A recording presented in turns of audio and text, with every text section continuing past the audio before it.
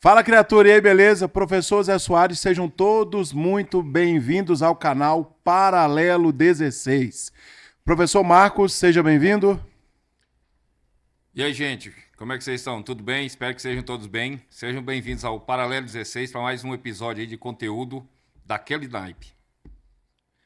Produção, roda a vinheta, por favor.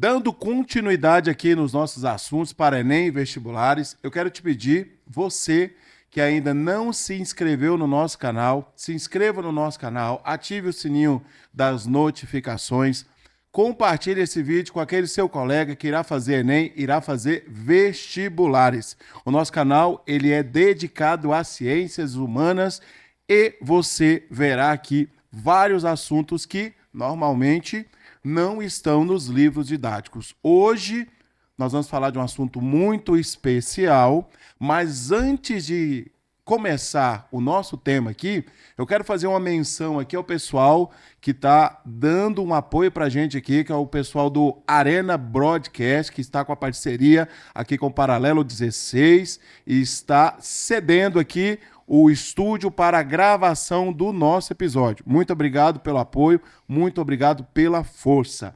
Hoje o nosso assunto é um assunto muito interessante, um assunto que tem muito a ver com a história do Brasil recente. Nós vamos falar sobre os 30 anos do Plano Real. O plano que estabilizou a economia, estabilizou a moeda no Brasil. Professor Marcos, vamos fazer aqui um antecedente histórico da criação do Plano Real. Vamos voltar lá no ano de 1968, governo dos militares, quando aconteceu o milagre econômico. Fala para nós, professor Marcos. Pois é, nesse governo dos militares aí, né, já em 68, a gente está com 4 anos de regime ditatorial militar aqui no Brasil. Então você tem aí o início do chamado milagre econômico, né, onde a entrada de capital estrangeiro, de investimentos externos, vai fazer com que a economia brasileira ela cresça. O PIB nacional ele vai crescer nesse período aí entre 9,8% e 13%. Então você tem um aumento significativo do PIB brasileiro e com isso, claro, né, isso aí vai repercutir nas obras que vão ser empreendidas aqui, obras públicas, né, de grande magnitude. E aí vale lembrar, né, ressaltar que durante o regime militar você tem vários elefantes brancos aí que começaram a ser construídos ou demoraram demais para serem concluídos. Exemplo da Ponte Rio-Niterói, que teve um gasto assim exorbitante, e tem outras inúmeras obras por aí que ficaram paradas e não tiveram a sua conclusão. Tá? E aí, o que a gente tem? Enquanto está aí nesse período de crescimento do PIB, né, o milagre econômico, quando o milagre econômico começa a dar sinais de desgaste, né, por causa da crise do petróleo, e aí o Zé Soares vai explicar um pouco mais sobre isso daí, aí a gente vê o Brasil entrar num período de recessão severa, que isso vai durar aí mais de décadas. Pessoal, no ano de 1973, como desdobramento da guerra do Yom Kippur, um conflito que aconteceu lá no Oriente Médio, nós tivemos aí o primeiro choque do petróleo que acabou interferindo em toda a economia mundial e interferiu também na economia do nosso país. Lembrando que esse crescimento econômico do Brasil nesse período do milagre econômico foi um crescimento que foi um crescimento ilusório. Por quê? Por qual motivo? O Brasil não tem infraestrutura para sustentar um crescimento econômico nessa casa. Dos 9% aí ao ano, oscilou entre 9,8% e 13,9% ao ano. Então, não existe sustentação para o PIB crescer nesse ritmo. Na geografia, nós chamamos isso de gargalos estruturais. Então, o que são esses gargalos estruturais? São aquelas questões que impedem o crescimento do nosso PIB.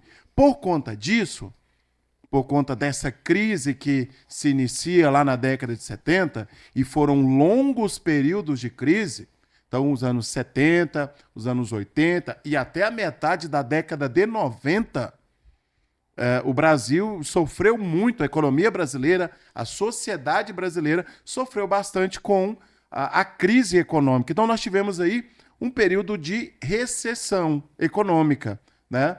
E a década de 80, ela ficou conhecida como a década perdida do ponto de vista econômico. Não é isso, professor Marcos? Sim, é um período que a gente não tem um crescimento econômico, né? Na verdade, a gente está no período que a gente chama de estagflação, onde você não tem crescimento econômico e tem um desemprego gigantesco. Então, o que a gente tem aí? E também tem inflação muito alta, né? Sim. Inflação muito alta. Durante esse período aí, o que a gente tinha? Hoje em dia é muito comum o aumento, né, o reajuste do salário mínimo ser anual. A data base, 1º de maio. Mas nessa época aí, o aumento do salário mínimo ele era mensal. Então fazia-se uma projeção da inflação mensal e, através disso, acontecia o que chamava de gatilho salarial, ou seja, gatilho é uma coisa que dispara. Fazia essa projeção da porcentagem da inflação do mês e, através disso, fazia-se o reajuste do salário. Fazia uma projeção para quanto o salário valeria no mês seguinte, o salário mínimo, no caso. Só que tem um porém. Quando acontecia o anúncio dessa projeção da inflação, o que acontecia no mercado? Os comerciantes, por exemplo, eu estou falando de mercado, o pequeno comerciante, o mercado de bairro, de vila, ele fazia automaticamente um reajuste das mercadorias, certo? E aí nós temos uma prática que é mantida até hoje, aquela coisa de se fazer a compra mensal, a compra do mês. Isso é uma herança do período, porque você recebia o salário no início do mês, tinha que correr ao supermercado, certo? Fazer as suas compras, porque 15 dias depois, esse dinheiro que você havia recebido não estaria mais valendo essa quantidade, que não teria mais o mesmo valor, né? O mesmo valor nominal que você havia recebido. Então, o ideal era sair, receber, ir ao supermercado. Eu lembro que meus pais faziam isso, iam direto ao supermercado fazer a compra do mês. Isso é uma prática que é herdada dos anos 80, porque no mês seguinte o salário já seria outro. E aí havia, por conta dessa desvalorização da moeda, valores que ultrapassavam aí, números que ultrapassavam em inflação 200% ao mês. Por conta dessa desvalorização, haviam outros tipos de aplicação. Você guardava o dinheiro na caderneta de poupança, que era muito comum, e também fazia uma coisa chamada overnight. Seu dinheiro estava na caderneta de poupança, você tirava à noite, o banco retirava, fazia aplicação em algum fundo, depois ele, na manhã, retirava e voltava para a poupança. Era uma forma de tentar, né, o malabarismo que o brasileiro tinha que fazer para tentar fazer com que seu dinheiro valorizasse, não desvalorizasse tanto, na verdade. Pessoal, e aí para vocês terem noção do quão complicada era a situação do Brasil, todos os anos o governo faz uma projeção, né, do orçamento para o ano seguinte. No ano de 1982, os cofres públicos não tinham verbas para garantir o orçamento do ano de 1983. E aí o que aconteceu? O Brasil foi obrigado a recorrer ao FMI, Fundo Monetário Internacional, fez um empréstimo de 1 bilhão e 900 milhões de cruzeiros. Para você ver como era a situação do Brasil. Caminhando aqui na nossa linha do tempo, em 1985, os militares saem do poder. Mas essa saída não foi uma saída total. Foi uma saída que aconteceu, na verdade, o plano dos militares, o professor Marcos, historiador, pode falar sobre essa questão também, mas o plano dos militares era ficar no poder até 89, eles governando. Mas aí, como existia uma pressão muito grande por conta da situação econômica e por conta da situação política que o nosso país vivia, os militares foram saindo gradualmente do poder. Mas a figura dos militares foi uma figura muito presente no governo do José Sarney, que foi o primeiro presidente civil pós-ditadura militar. Correto, professor? Sim, né? O Sarney ele não vai ser eleito, né? Diretamente. Quem foi eleito pelo voto indireto foi o Tancredo Neves, que veio a falecer antes de tomar posse. E aí o Sarney vai assumir o governo. E aí, como o professor José falou, essa saída dos militares ela vai se dar de forma gradativa, gradual. Tá? A gente pensa assim, né? Quando estudava no ensino médio, acreditava-se que em 85 os militares haviam deixado o poder definitivamente, não havia nenhum tipo de participação mais, e aí nós temos um governante civil. O que na verdade acontece é que eles ainda estão, certo, nos bastidores ali, estão trabalhando nos bastidores. Essa saída ela foi lenta, foi gradual. Isso se conclui em 89. Aí sim, em 89, os militares eles retornam à caserna, certo? Vão ficar recolhidos ali. Aí tem uma separação. Caserna, para quem não conhece essa linguagem, é o quartel, não é isso? Exatamente. Tá? Então, em 89, nós tivemos a eleição para presidente. Foi eleito o Fernando Collor, dentre tantos outros candidatos aí. Alguns famosos, outros nem tanto. Né? O Luiz Inácio Lula da Silva. Algumas candidaturas que soaram no mínimo estranhas. O seu aparecimento, no caso do Silvio Santos, apresentador de TV, né? Grande comunicador da TV brasileira aí, e Ronaldo Caiado, eu acho que o Leonel Brizola, tinha uma série de figuras aí da nossa política, né? Que, se você for verificar bem, inclusive, já fazendo um gancho aí, o Leonel Brizola tá aí, né? Estava, né? Já nos deixou há muito tempo, atuando aí na política desde os anos 60, né? Ele foi um dos que lutaram pela legalidade, um legalista a favor do Jânio Quadros, do Jango, né? Quando ele foi deposto pelos militares. Então, em 89, você tem a eleição do Fernando Collor, um governo curto, breve, mas cheio de tropeços, né?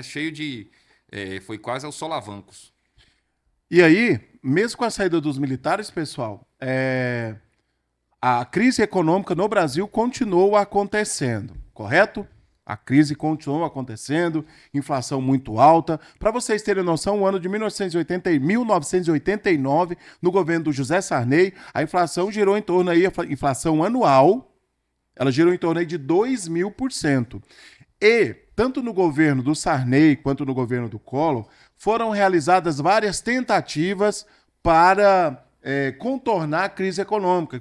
Foram planos econômicos. Então nós tínhamos aí o Plano Cruzado 1 e 2, no ano de 1986. Nós tínhamos o Plano Bresser, em 1987. O Plano Verão, em 1989. E isso no governo do Sarney. Já no governo do Fernando Collor de Mello, nós tivemos os planos Collor 1 e 2, né, em 1990 e 1991. Mas a crise, mais a sangria, ela não estancava. A crise permanecia.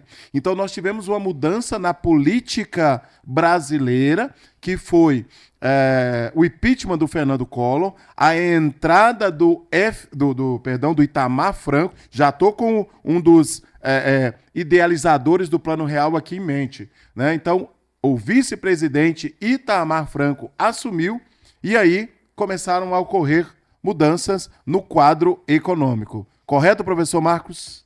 Sim, exatamente. Então, quando o Itamar Franco assume, o protagonismo dele, né, no governo foi um governo curto. A gente chama aí de mandato tampão, né? Ele entrou para assumir os 2 anos que restavam. Lembrando que nesse período o mandato presidencial era de 5 anos de duração, certo? Sem direito à reeleição. A reeleição vai surgir somente em 97. Então ele assume e uma das missões que ele tem aí, né, uma das árduas missões que ele tem, é a de solucionar a crise econômica pelo qual o Brasil passa. E aí, com isso, ele vai contactar o Fernando Henrique Cardoso, um sociólogo, para ser o ministro da Economia. E o Fernando Henrique Cardoso, ministro da Fazenda, né? Ministro da Fazenda. Ministro da Fazenda. E aí, o Fernando Henrique Cardoso, ele faz ali a montagem da sua equipe econômica e dá início ao plano real. Correto? Sim, exatamente. Então, a partir daí, ele monta a sua equipe econômica, organiza, vai selecionando quem vai ocupar cada cargo e ele inicia, né? Já no início do ano de 94, ele vai dar o pontapé inicial ao que resultaria em junho do mesmo ano no lançamento dessa moeda que nós utilizamos até hoje, que é o real, certo?